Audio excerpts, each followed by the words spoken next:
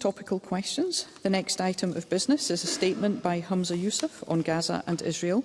The First Minister will take questions at the end of his statement, and so there should be no interventions or interruptions. And I call on the First Minister. Presiding Officer, there are many things, of course, that we disagree with in this chamber. But at times of grief and sorrow, we have often found a way of putting those differences aside and coming together.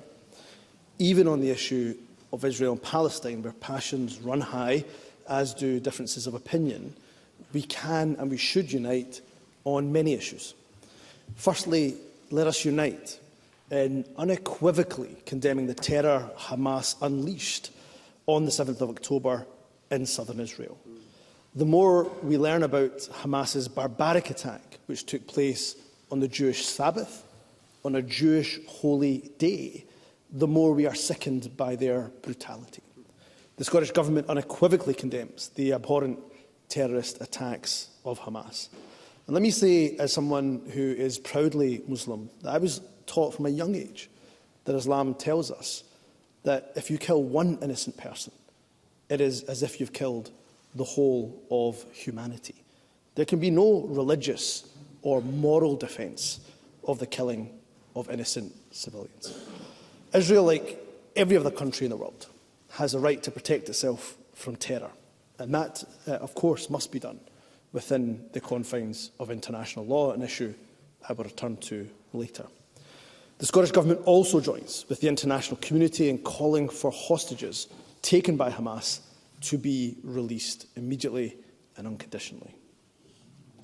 Secondly, let this chamber unite in our common humanity, in accepting that there is no hierarchy of grief, that when a mother loses a child, then we all feel that pain, we all feel that hurt, we all feel that sorrow, whether that mother is Israeli or Palestinian.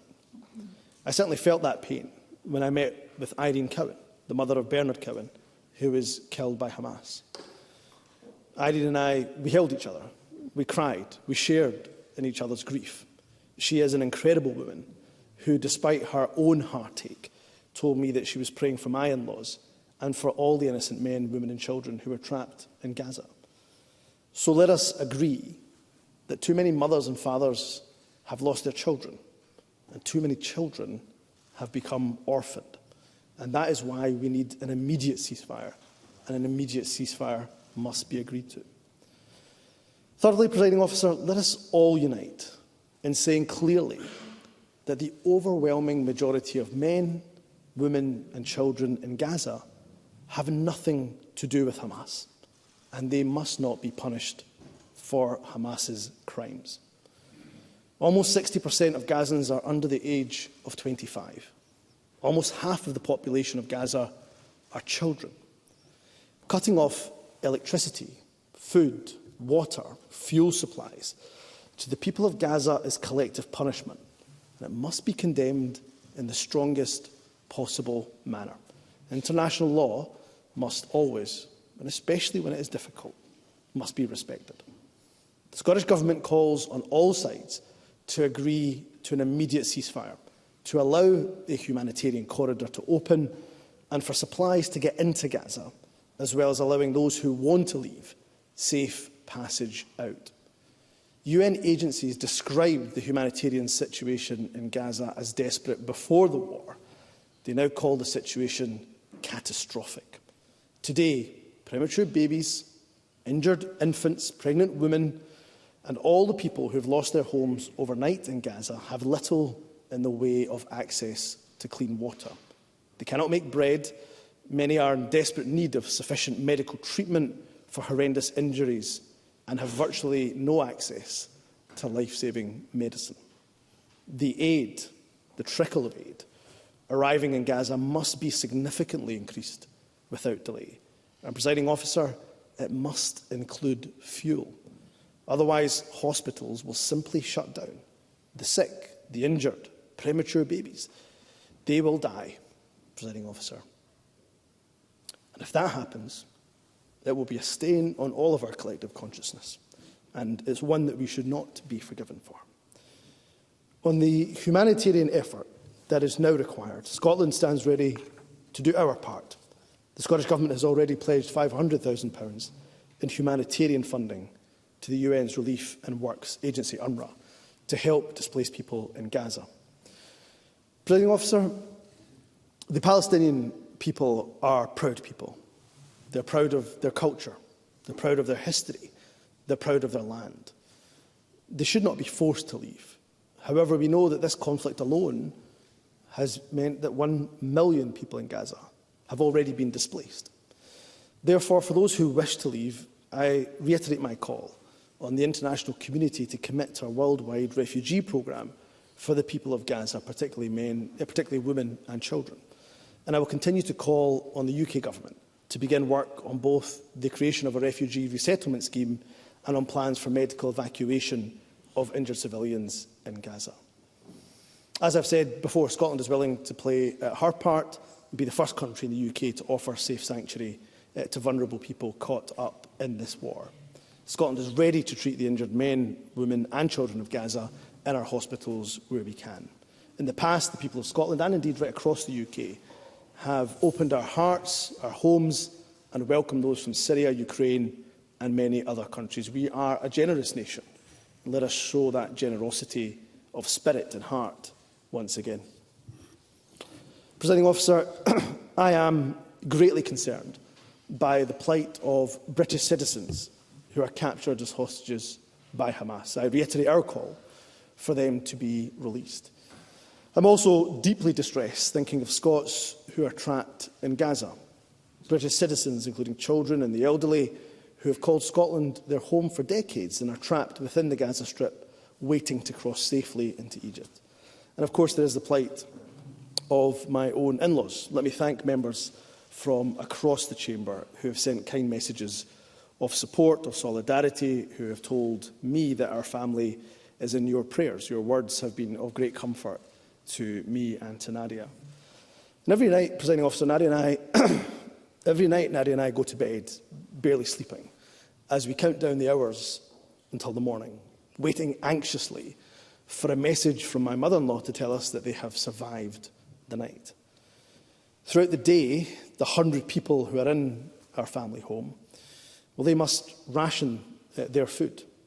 The adults barely eat. My mother-in-law, she only ate cashew nuts yesterday. They ration so the children in the house don't end up malnourished. But time is running out. I spoke to my mother-in-law this morning. She feels helpless. She has lost hope. She tells me she feels as if the UK government has forgotten about her. And please don't interpret my point as a political one. It's not. She is a UK citizen. Yet the only communication that she receives from the Foreign Office is a text message telling her what she already knows, that the Rafah crossing is closed. What she needs is the UK government, the Prime Minister, the Foreign Secretary to spend every minute of every day demanding that their allies in Egypt and Israel open the Rafah crossing, and open it now, to allow those UK citizens, all of them, who are trapped in Gaza, safe passage, and for them to return home to their families. I made this very point to the Prime Minister this afternoon when we spoke on the phone, and reiterated the Scottish Government's call for a ceasefire, for more aid, including fuel, to be allowed into Gaza, and of course reiterated that the Prime Minister has our full support in everything he is doing to bring British hostages back home. And in the meantime, I have a wife who really wants to hug her mum and dad. I have two girls who really miss their granny and their granddad. And they just want to know, like many other families across the country, when they'll come home. And I'm afraid, Presiding Officer, it's a question I simply do not know the answer to. Presiding Officer, too many innocent men, women and children are suffering. We can't allow this conflict to create new tensions in our own peaceful communities in Scotland, or indeed elsewhere in the world. There has to be, there must be, zero tolerance for anti-Semitism, for Islamophobia, for sectarian violence of any kind, anywhere. Scotland's Jewish, Muslim, Palestinian communities are communities I love. They're ones I've grown up with. They're ones whose pain and sorrow I share. As long as I'm First Minister, let me be abundantly clear, and I'm sure I can speak for the entire chamber, that there is no room for anti-Semitism, for Islamophobia, or hatred of any kind here in Scotland. I am steadfast in my commitment to solidarity and to our strong tradition of inclusion and interfaith working across Scotland. I was pleased to be able to bring together senior rabbis and imams to put their name to a joint statement, clearly stating that they will not be divided and they stand together against hatred in any form. We all know that there are those who say that violence is inevitable, it's an eternal constant of our human condition. They're wrong. The human capacity to love is far greater. Only days before Hamas's horrific attacks, thousands of women from the Israeli movement Women Wage Peace and the Palestinian movement Women of the Sun, they held a joint march for peace on the 4th of October, demanding an end to the historic cycle of bloodshed. After Hamas's attacks on the 7th of October, Women Wage Peace issued the following statement, and I quote, "Every mother, Jewish and Arab, gives birth to her children to see them grow and flourish, not to bury them.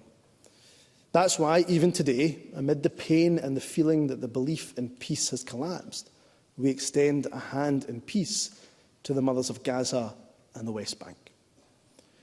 It's time that the whole world listens to Women of the Sun and to Women Wage Peace and other voices to reduce armed conflict, to promote equality, to protect the vulnerable, so that humanity can unite to overcome violence and hatred, and so that every mother can see her children grow up safely. Surely that's something that every Palestinian and every Israeli deserves."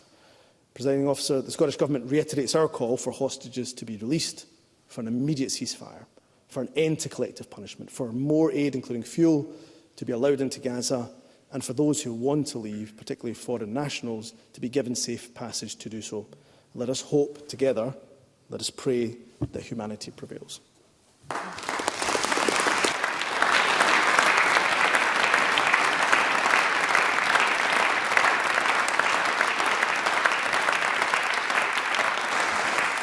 Thank you.